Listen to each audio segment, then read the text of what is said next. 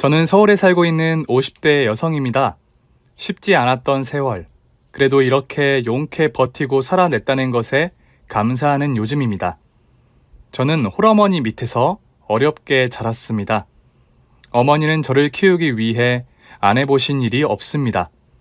음식점에서 설거지는 물론 신문 돌리기, 우유 배달, 그리고 쓰레기장에서 분리수거 하는 일까지 하시며 저를 키우셨어요. 그리고 부처님 오신 날엔 집 근처 절에서 연등을 만들기도 하셨습니다. 연등을 만들고 절에서 밥도 얻어 먹었던 기억이 있어요.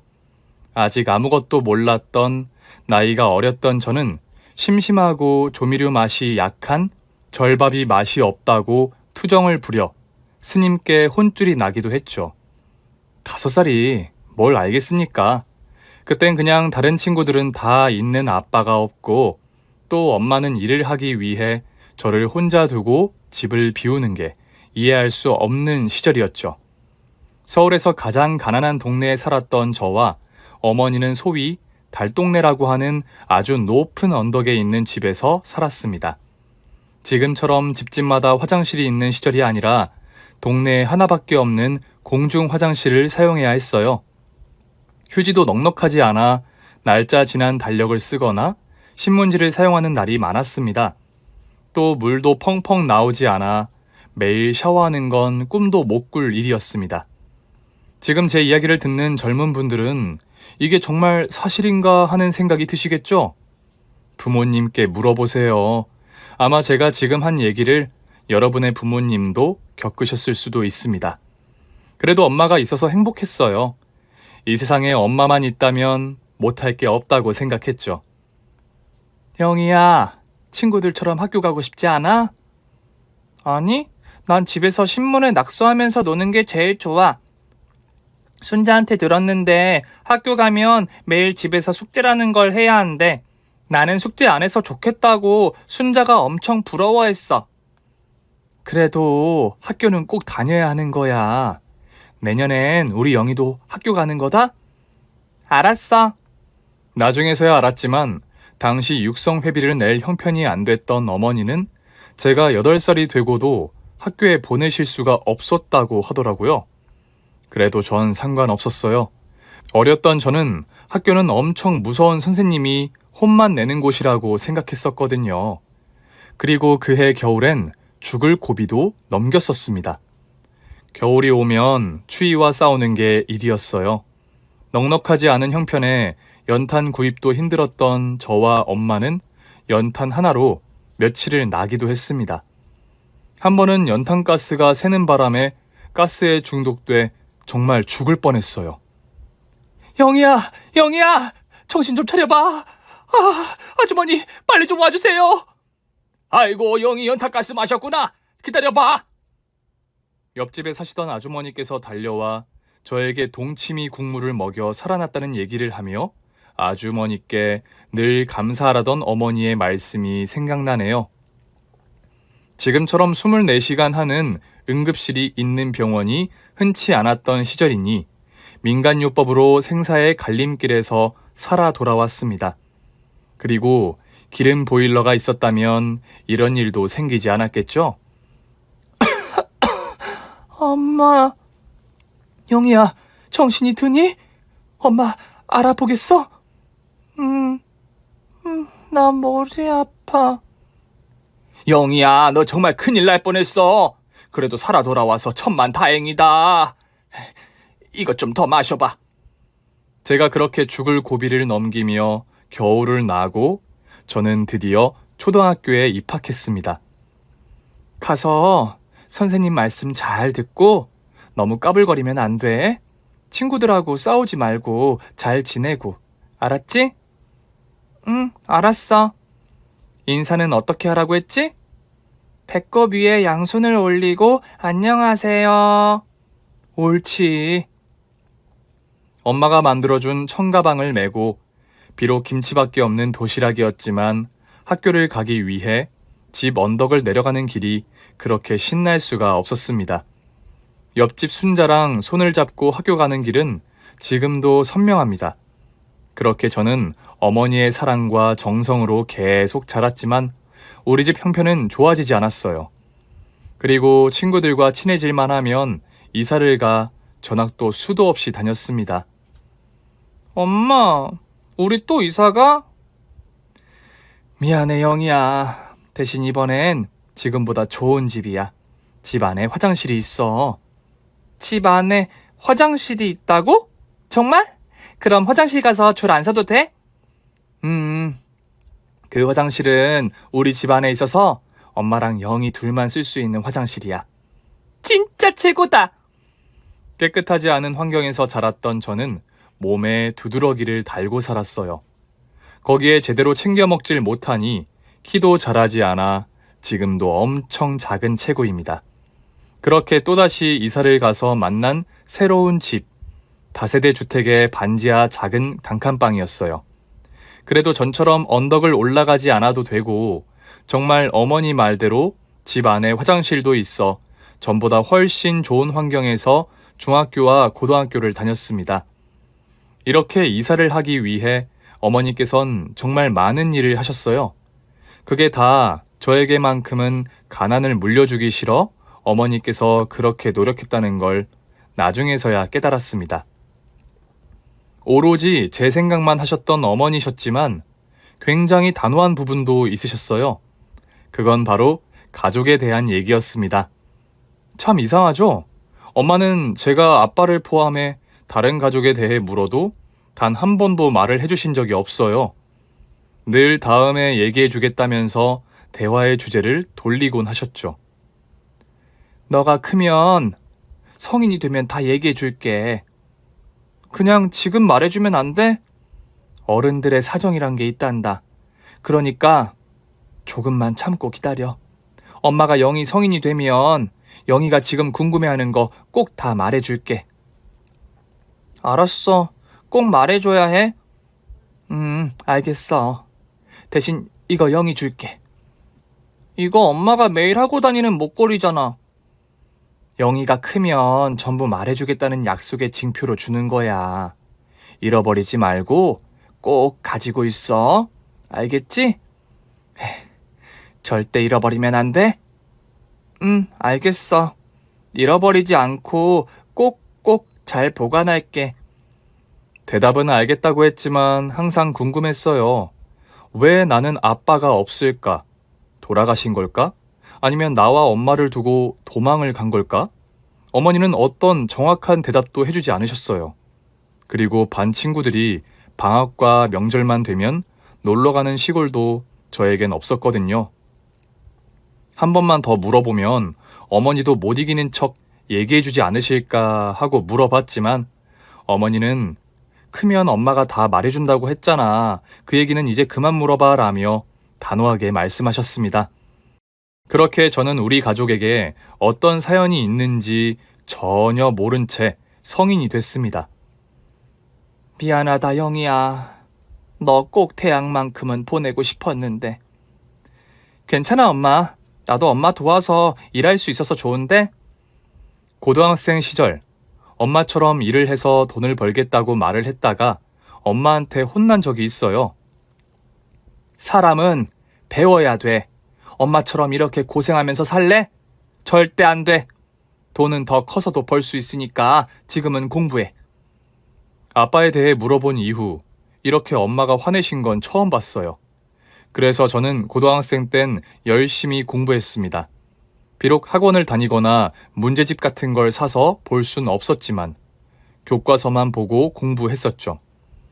그리고 서울에 있는 4년제 대학에 붙었습니다. 하지만 등록금을 낼 형편이 되질 않았어요. 뭘 해도 나아지지 않는 형편에 어머니께선 절망하셨습니다. 담임 선생님께선 장학 제도도 있으니 대학을 포기하지 말라고 하셨지만 저는 어머니와 함께 돈을 벌어 우리 가정이 조금 더 형편이 좋아지는 걸 택했습니다.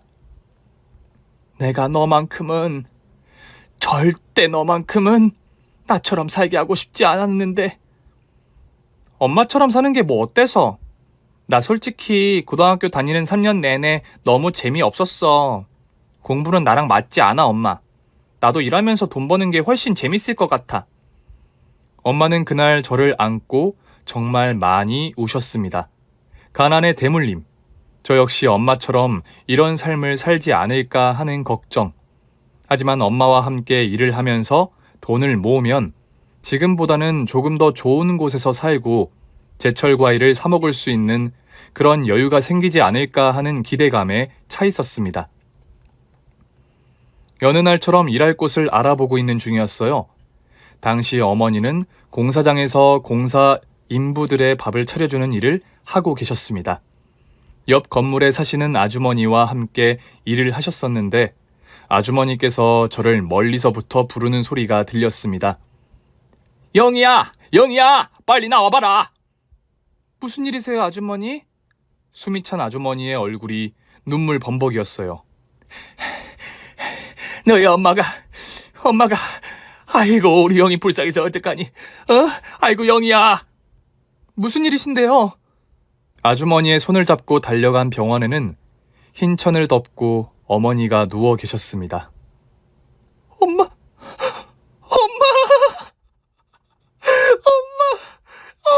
일어나. 왜 이러고 누워있어? 일어나봐 엄마. 이번 주말에 나랑 같이 소풍 가기로 했잖아. 왜 이러고 누워있어? 인부의 부탁으로 공사하는 건물 위층으로 올라갔던 어머니는 발을 잘못 디뎌 밑으로 떨어지셨습니다. 아무리 제가 울부짖어도 어머니는 깨어나시지 않았어요. 마지막으로 엄마의 얼굴을 보는 순간 엄마의 흉진 얼굴을 보고 저는 기절하고 말았습니다. 그렇게 힘들게 어머니를 보내고 한 달을 넘게 아무것도 하지 못하고 누워만 있었어요. 형이야, 너까지 죽을래? 너는 엄마 생각해서라도 열심히 살아야지. 저도 엄마 따라갈래요. 살기 싫어요, 아주머니.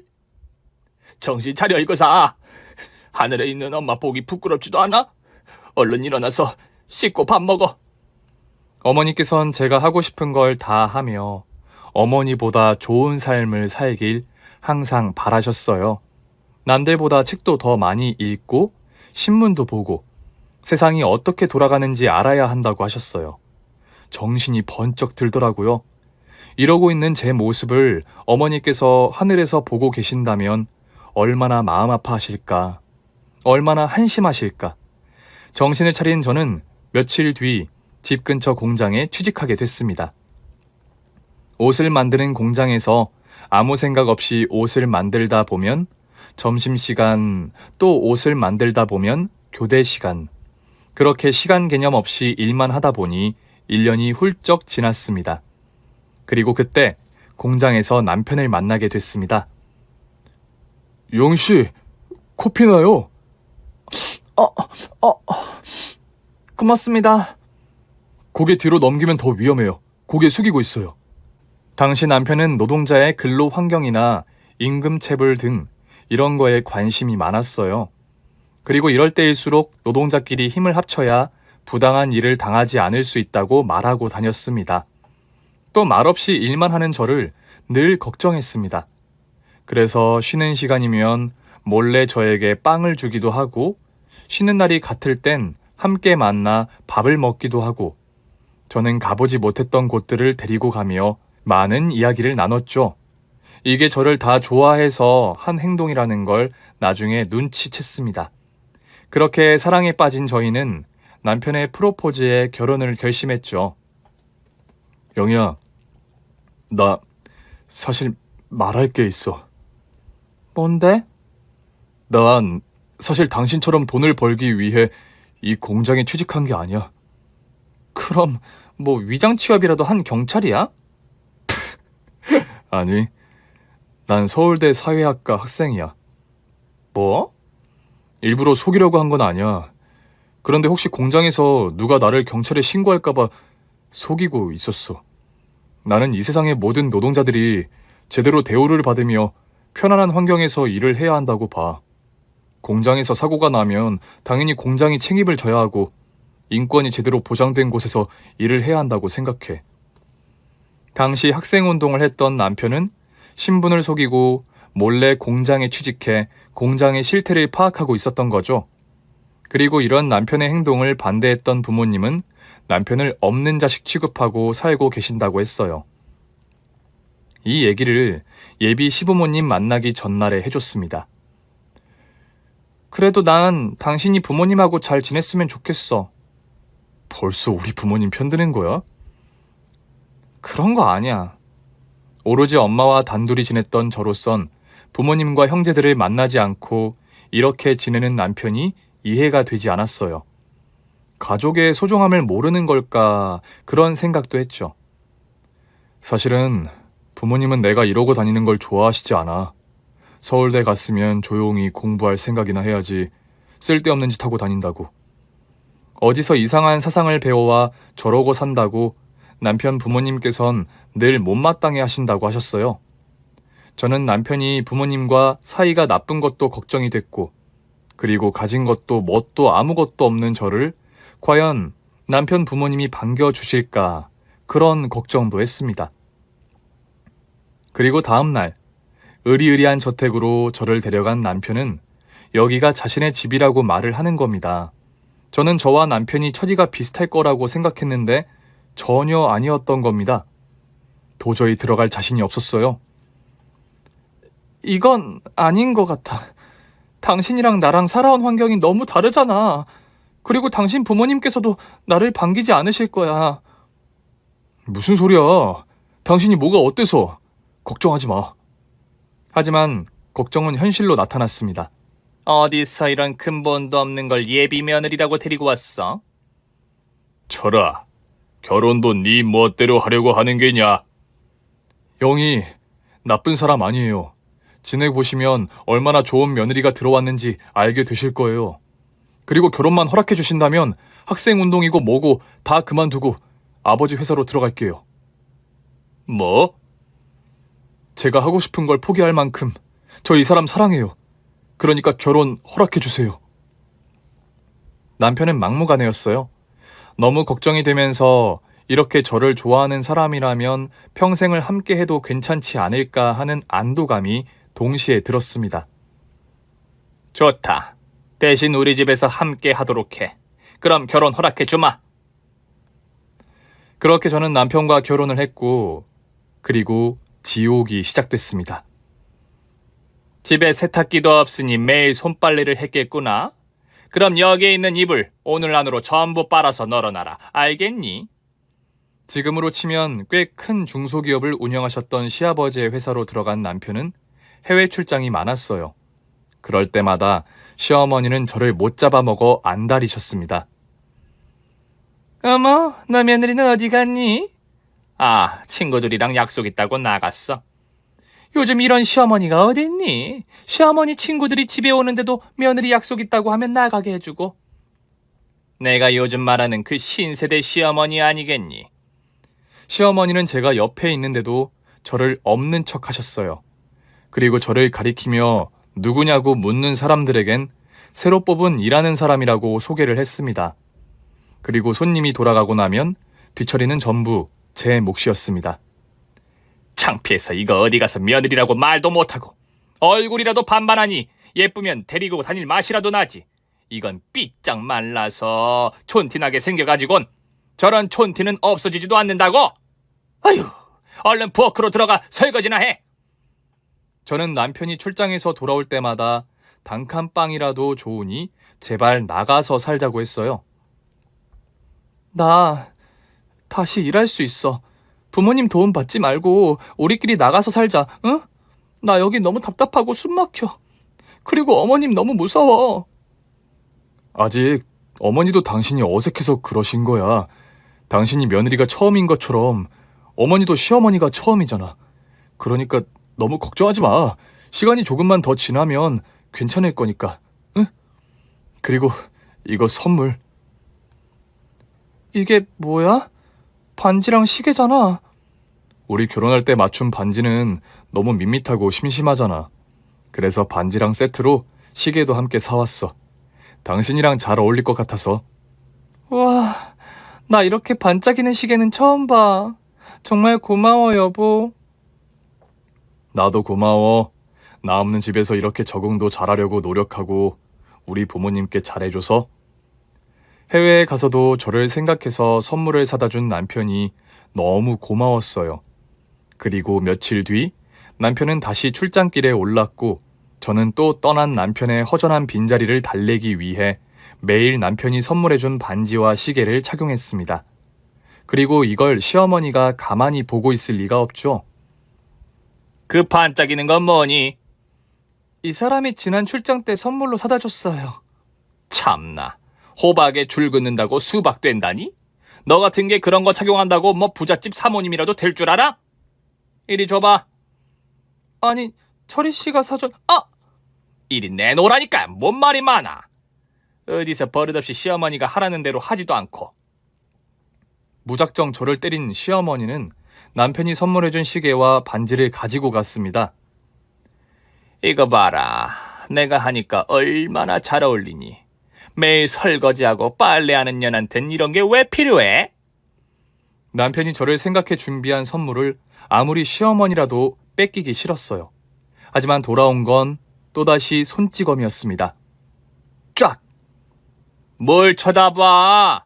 못 배워먹어선 예절도 없고 더 맞아야 정신 차릴 거니? 당신도 그만해. 아무리 배운 게 없어도 사람 말은 잘 알아듣겠지.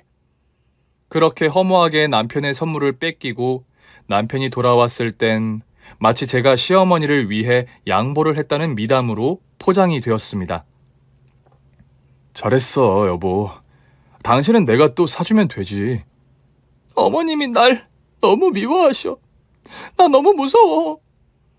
우리가 아직 아기가 없어서 그래. 아기를 가지면 부모님도 당신을 더 인정하실 거야. 그리고 남편이 한국에 있는 동안 몇 날 며칠을 아기를 만들기 위해 노력했지만 저희 부부 사이에 아이는 쉽게 찾아오지 않았습니다. 아주 온 동네에 애 만들 거라고 소문내지 그러니? 네 천박한 소리 때문에 잠을 잘 수가 없더구나. 너무 수치스러웠어요. 시부모님 방은 1층에 있고 저희 방은 2층에 있는데 그리고 당연히 굉장히 조심했는데 저와 남편이 사랑을 나누는 소리를 들었다는 건 저희가 뭘 하나 올라와서 훔쳐듣고 갔다는 얘기잖아요. 저는 남편이 돌아올 때까지 이혼을 해야 하나 하루에 100번도 넘게 고민을 했습니다. 하지만 쉽게 선택할 수 없었어요. 이혼하면 꼭 여자 때문에 여자에게 문제가 있어서 이혼했을 거라는 사람들의 시선이 너무 무서웠습니다. 그리고 이혼녀라고 하면 회사에서도 쉽게 써주지 않는다는 얘기를 들은 적이 있어요. 지금 남편과 이혼하면 다시 혼자가 되고 혼자서 험한 세상을 잘 살 수 있을까 자신이 없었습니다. 시어머니와 시아버지가 아무리 저를 혼내고 구박해도 깨끗한 집, 깨끗한 환경, 끼니 걱정 없이 먹을 수 있는 새끼 따뜻한 밥에 저는 이미 적응을 해버린 겁니다. 다시 예전 같은 환경으로 돌아가기가 싫었어요. 남편 말대로 손자가 생기면 마음을 여시지 않을까. 그래도 아이까지 있는데 지금처럼 날 싫어하시진 않으시겠지. 이런 생각들로 미련하게 하루하루를 보냈습니다. 오늘은 국이 짜다. 이건 뭐 귀하게 자라서 음식을 할 줄 모르면 이해나 되지. 먹어본 적이 없어서 음식 맛을 모른다는 게 말이 되니? 죄송해요, 어머니. 죄송하면 제대로 해. 너가 어디 가서 이렇게 편하게 잠도 재워주고 내쫓지 않고 밥도 먹을 수 있게 해주고 해외에서 들어온 과일도 먹을 수 있게 해주는 사람들 쉽게 만날 수 있을 것 같아? 뚱하게 쳐다보지 말고 이거 치우고 정원에 나가서 풀 좀 뽑아라. 그날은 최고로 더운 날이었어요. 정원사가 따로 있었지만 정원 잔디 풀 뽑는 건 꼭 저를 시키셨습니다. 그럼 별 수 있나요? 모자도 쓰지 못하게 해서 그 뜨거운 태양빛을 다 맞으며 넓은 정원의 풀을 다 뽑았습니다. 피부는 타다 못해 빨갛게 익었고 화상을 입었을 정도로 살짝 스치기만 해도 따가웠습니다. 이게 뭐야? 안 되겠어. 당신 말대로 나가서 살자. 남편이 분가를 하겠다고 한 날 이후 더한 지옥이 펼쳐졌습니다. 니년이 우리 철이를 뒤에서 조종하는 거지. 싸가지 없는 게 어디서 분가를 입에 올려? 남편이 출장 갈 때마다 하루에 한 번씩은 제가 마음에 들지 않는다고 시어머니는 저를 때리셨고 그런 시어머니와 저를 보며 시아버지는 저를 한심하게 쳐다보셨습니다. 천한 것, 아주 천박하고 경박스러운 것. 어디서 이런 게 들어와서 집안 망신을 시켜. 그날은 집에 시아버지의 중요한 손님들이 찾아오신 날이었습니다. 책을 찾아보며 10인분의 음식을 차린 저는 그날도 며느리가 아닌 일하는 사람의 신분으로 손님을 맞이하고 있었습니다. 그런데 제가 이 집안의 며느리라는 걸 알고 있던 분이 제가 쟁반에 국을 담아 옮기자 일부러 다리를 걸어 넘어지게 했습니다. 뜨거운 국 국물은 사방으로 튀었고 저는 팔에 약한 화상까지 입었습니다.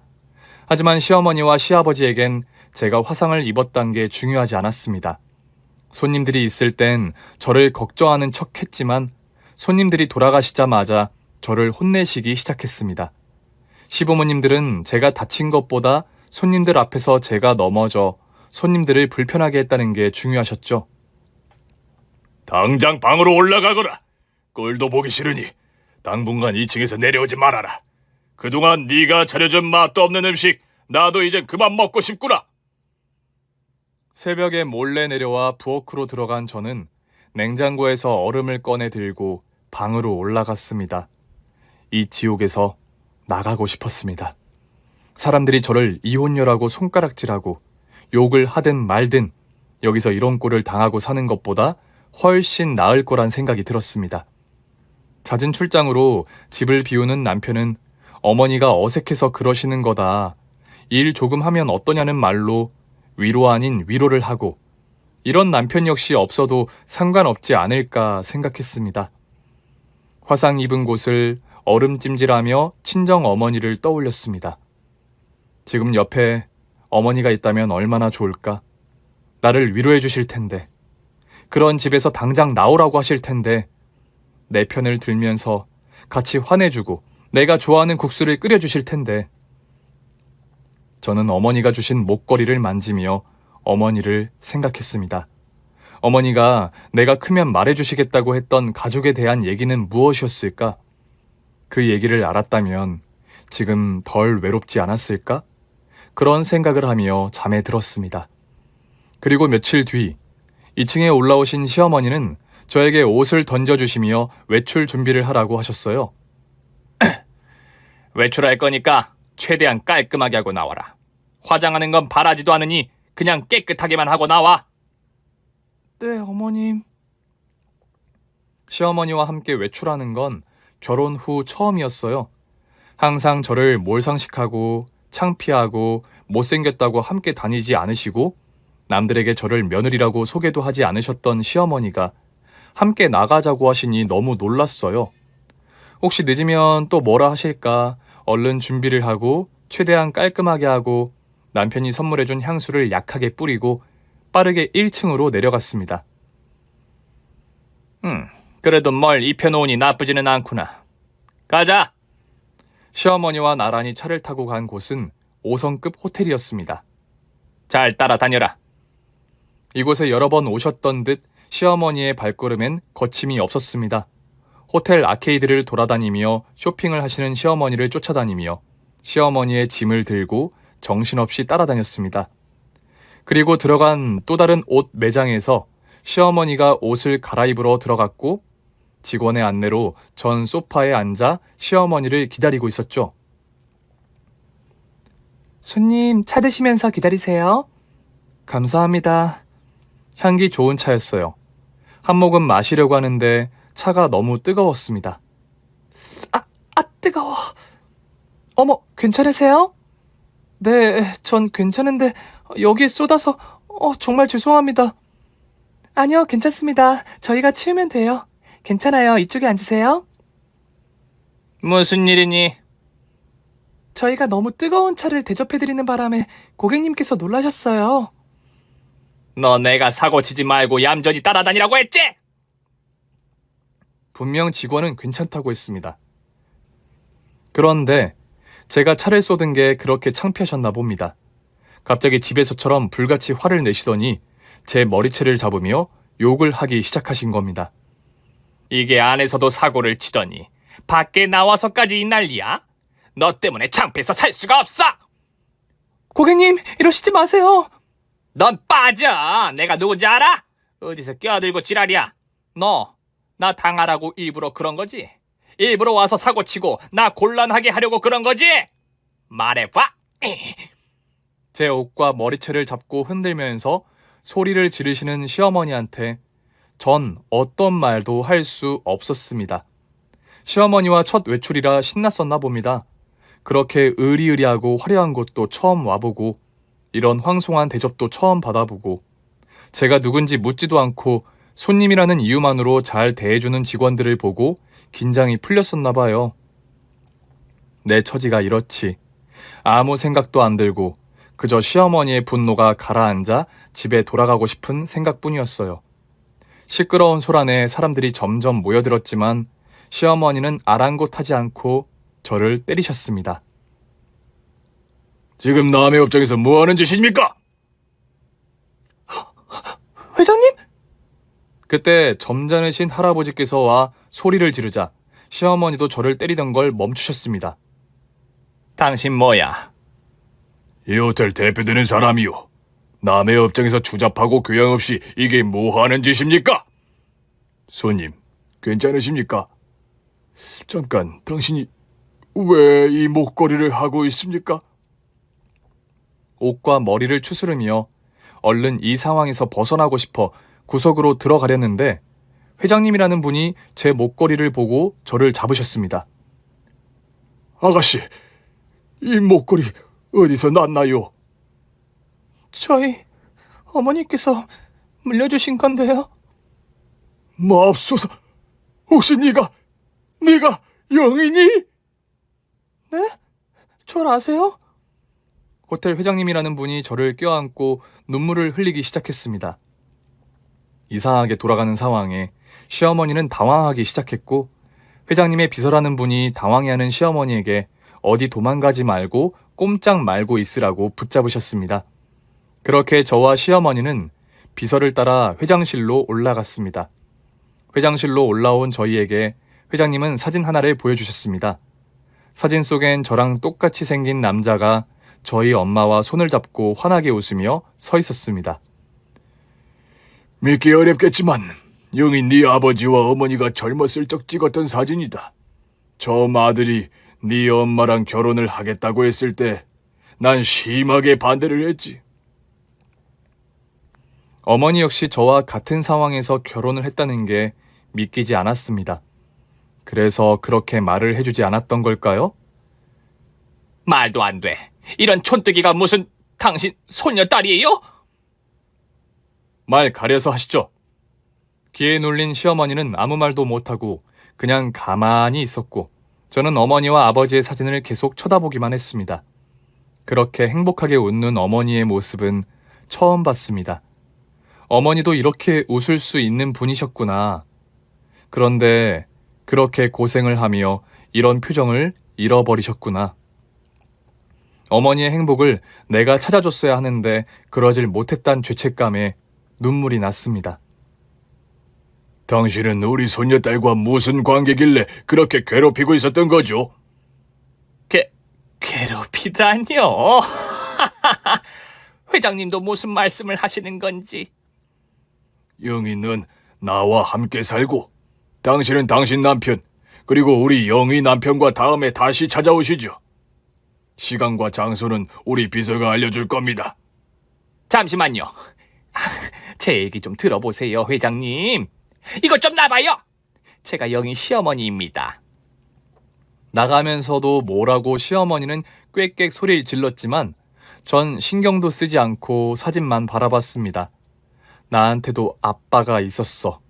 그것도 이렇게 멋진 아빠가. 영철이, 그러니까 영희 너의 아빠가 너의 엄마 손을 처음 잡고 왔을 때가 생각나는구나. 네 어머니는 어렵게 자란 게 전혀 티가 나지 않을 만큼 밝고 맑은 아이였다. 하지만 어리석은 내가 오직 배경과 출신만 생각하고 심하게 반대를 했지. 그래서 같이 살지 못하게 네 아버지를 외국 지사로 보내버렸어. 그리고 거기서 돌아가셨군요. 그래, 내 욕심과 오만 때문에 자식을 잃고 한동안 아무것도 할 수 없었어. 그리고 몇 달 뒤에 네 어머니를 찾아가니 임신을 했더구나. 만삭의 몸이었지만 제대로 먹질 못해 말라 있었어. 그 모습이 너무 안쓰러워 병원에 입원시키고 며칠 뒤 네가 태어났다. 너와 네 어머니, 그러니까 순영이를 편하게 우리 집에 살게 하고 싶었어. 하지만 순영이가 절대 그러지 않겠다고 하더구나.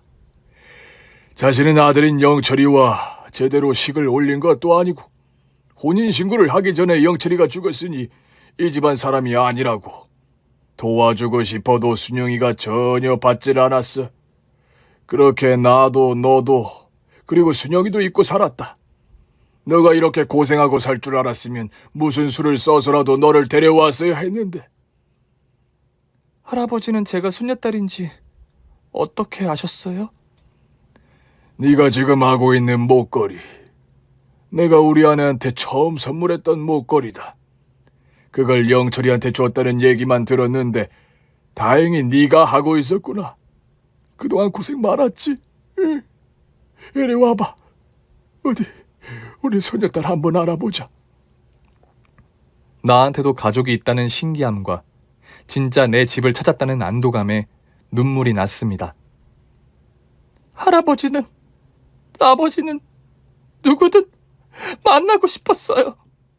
전 어머니가 돌아가시고 너무 무섭고 외로웠어요. 할아버지. 전 할아버지가 회장님이든 아니든 그냥 내 할아버지라는 게 너무 좋아요. 그래, 내가 네 할아버지다, 영희야. 그렇게 전 시댁으로 돌아가지 않고 할아버지 집으로 들어갔습니다. 시댁과 비교도 되지 않는 큰 규모의 집. 집에서 일하시는 분들이 전부 저를 기쁘게 맞이해 주셨어요. 아가씨, 어서 오세요. 저희는 늘 아가씨를 기다리고 있었습니다. 감사합니다. 이쪽으로 올라오세요. 회장님께서 예전부터 꾸며놨던 아가씨 방입니다. 아가씨가 나이를 먹을 때마다 방 디자인도 항상 바뀌었죠. 드디어 주인을 찾아 저희도 기쁩니다. 그리고 들어간 방은 정말 환상적이었어요. 영화나 드라마를 자주 본 건 아니지만 공주님 방이 있다면 이러지 않을까 하는 생각이 들었습니다. 깨끗한 침구와 깔끔하게 정리된 옷들, 그리고 방 안에 딸려있는 화장실까지 꿈에서도 생각하지 못했던 것들이 눈앞에 펼쳐져 있었습니다. 필요한 게 있으시면 언제든지 말씀해 주세요. 바로 준비하겠습니다. 네, 감사합니다. 집사님이 나가고 한 번도 가져본 적이 없는 책상에 앉아봤습니다. 드디어 포근한 가족의 품을 찾았다는 마음에 기쁨의 눈물이 흘렀습니다. 그리고 며칠 뒤 할아버지의 회의실에서 제 남편과 시부모님을 만났습니다. 며칠 사이에 변한 모습에 시어머니와 시아버지, 그리고 남편은 놀란 눈치였습니다. 당신들이 우리 손녀딸 시댁 식구들이라고? 네, 우리 영희가 우리 영희, 그 추잡스러운 입으로 우리 손녀딸 이름 함부로 올리지 마. 제가 그동안 있었던 얘기를 듣고 굉장히 노하셨던 할아버지는 시어머니가 뻔뻔하게 제 이름을 말하자마자 분노하셨습니다. 솔직히 아무리 어른이라도 맞아도 싸다고 생각했습니다. 뿐만 아니라 본인은 잘못한 것 없이 다 이 사람이 한 짓이라고. 변명 같지도 않은 변명을 하고 앉아있는 시아버지도 할아버지께 혼쭐이 났습니다. 내가 다 잘못했어. 제발 용서해줘, 여보. 내가 이렇게 빌게. 제발 한 번만 봐줘. 멍청하고 덜 떨어진 놈 같으니. 너 같은 놈이 무슨 노동운동을 한다고 깝치길. 지 아내도 하나 제대로 못 지키는 놈이 넌 어디 가서 서울대 출신이라고 말도 하고 다니지 마라. 우리 서울대 수치한 너 같은 놈은. 쉽게 넘어갈 생각이 없는 할아버지의 강경한 태도를 보고 마음을 바꾼 시어머니와 시아버지는 무릎을 꿇고 빌기 시작했습니다. 하지만 통할 리가 없죠. 나는 빚지고는 못하는 성격이라. 그동안 우리 손녀딸이 받은 만큼 톡톡히 값을 쳐줄 테니 그리 알고 나가세요. 회장님, 제발 회사만을 살려주십시오. 하라는 대로 뭐든 다 하겠습니다. 영희야, 내가 다 잘못했다. 할아버님께 말씀 좀 잘해줘. 내가 전부 미안해. 너도 나 때리고 싶으면 때려. 다 맞아줄게. 쫙! 때리라고 하길래 고민도 하지 않고 한번 때려봤습니다. 진짜 때릴 줄은 몰랐나 봐요. 엄청 당황하더라고요. 시어머니 얼굴 한쪽에 제 손자국이 제대로 난 걸 보니 너무 속이 후련했습니다. 전 어머님 말씀 잘 듣잖아요. 그래서 어머님이 시키는 대로 했어요. 인간 같지도 않는 것들한테 이제 힘쓰지 말아라, 영희야. 네, 할아버지. 이비서. 네, 회장님. 여기 있습니다. 이혼해. 나 더 이상 당신이랑 살 이유 없어. 그동안은 이혼녀라는 손가락질이 무서워서 미련하게 꾸역꾸역 참고 살았는데 이젠 그럴 필요가 없어졌어. 이혼만은 하지 말자. 내가 너무 어리석었어. 나 진짜 당신만을 위해서 살게. 제발 이혼하지 말고 나랑 같이 살자. 회장님 댁 충실한 개가 되겠습니다. 제발 이혼만은 막아주세요. 그럼 소송할래? 이혼 소송 한번 해? 할아버지의 불호령에 남편은 그 자리에서 이혼 서류에 도장을 찍었습니다. 이제 볼일 다 끝났으니 돌아가시오. 다시는 만나지 맙시다. 그리고 회사 망하지 않게 막을 수 있으면 한번 막아보든지. 전날 밤 자기 전 세 사람을 만나며 어떤 마음이 들까 생각하며 잠에 들었는데 이렇게 할아버지한테 혼쭐 나는 걸 보니 너무 후련했어요. 그리고 쫓겨나듯 회장실을 나가는 세 사람의 초라한 뒷모습을 보니 이래서 사람은 착하게 살아야 하는구나 다시 한번 깨달았습니다. 우리 영희 뭐 갖고 싶은 거 있어? 갖고 싶은 거라기보단 해보고 싶은 게 있어요, 할아버지. 뭔데? 말만 해. 이 할아버지가 다 할 수 있게 해줄게. 저 공부하고 싶어요. 그렇게 저는 늦가기 대학생이 됐습니다. 이제 막 20살이 된 친구들과 함께하는 대학 생활은 상상했던 것 이상으로 즐거웠습니다. 젊음이 주는 에너지가 이렇게 좋은 것이란 걸 느끼는 매일매일이었습니다. 교수님이 내주는 과제를 열심히 하고 또 동생들과 멋진 발표 자료도 만들고 축제 땐 술도 진탕 마셔보고 할아버지께선 제가 편하게 대학 생활을 할 수 있게 기사님을 붙여준다고 하셨지만 이것만큼은 거절했어요. 그럼 동기 동생들이 저를 너무 어렵게 생각하고 친해지기 어려울 거라고 생각했거든요. 동기들도 처음엔 제 나이를 듣고 깜짝 놀랐지만 허울 없이 편하게 저를 대해줘서 정말 즐거운 대학 생활을 보냈습니다. 졸업하는 날 할아버지 머리 위에 학사모를 씌워드리고 활짝 웃는 사진은 지금도 제 책상 위에 항상 놓여 있습니다. 대학도 졸업했으니 이제 후계자 수업 받아야지, 영희야. 저 자신이 없어요, 할아버지. 할아버지께서 읽으신 모든 것들을 제가 다 날리면 어떡해요? 내 손녀딸인데 일을 못할 리가 없지. 이 할아비만 믿어라. 우리 영희는 분명 좋은 회장님이 될 거야. 그렇게 늦가기 대학 생활을 마치고 저는 할아버지 밑에서 후계자 수업을 받기 시작했습니다. 하나밖에 없는 아들을 잃어 후계자 없던 할아버지에게 저는 딱 맞는 후계자였죠. 일을 배우는 것 또한 공부만큼 재미있었어요. 그리고 할아버지가 일구신 모든 것들을 잘 지키기 위해 더 열심히 노력했습니다. 할아버지도 돌아가신 지금 전 호텔의 회장이 되어 이 큰 호텔을 이끌고 있습니다.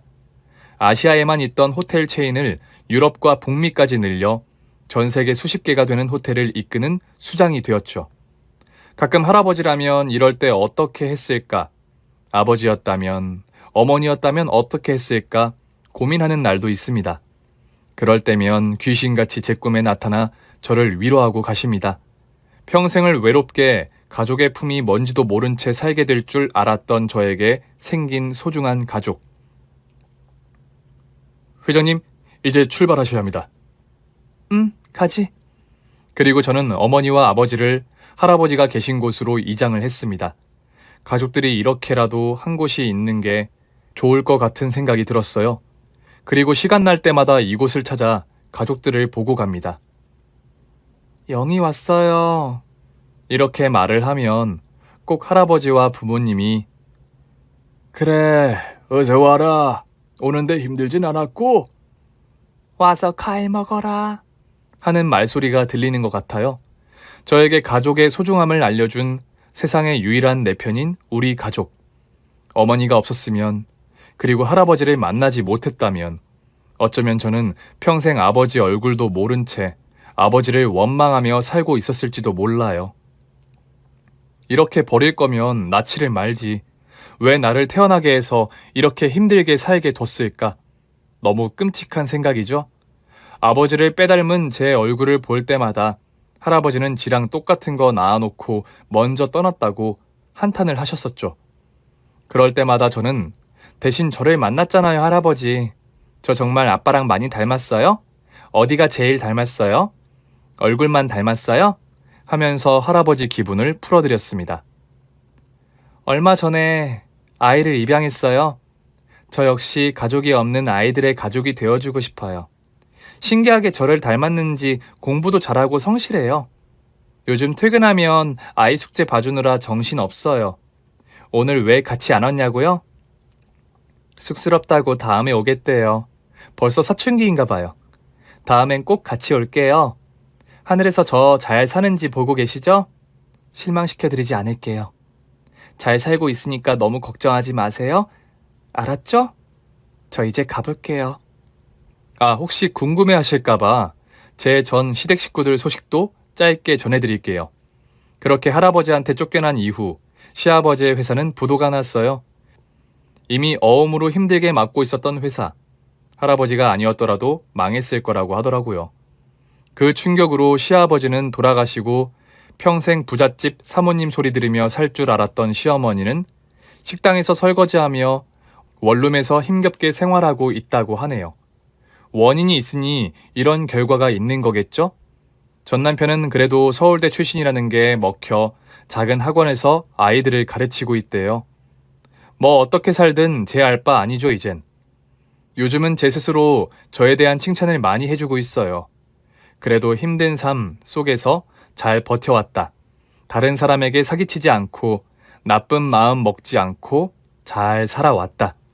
그래서 이렇게 할아버지를 만났나 보다 하면서 제 자신을 토닥여요. 그동안 고생했으니 이만큼은 조금은 보상받아도 되지 않겠어요? 저에게 가족의 소중함을 알려준 우리 가족들이 오늘따라 더 보고 싶네요. 여러분도 힘들다고 포기하지 마시고 열심히 사세요. 저처럼 엄청난 행운을 만날 수 있을 테니까요. 그럼 안녕히 계세요. 오늘 준비한 사연은 여기까지입니다. 재미있게 들으셨다면 구독과 좋아요, 알림 설정까지 눌러주세요. 그럼 저는 다음 사연으로 찾아뵐게요. 오늘도 건강하고 행복하세요.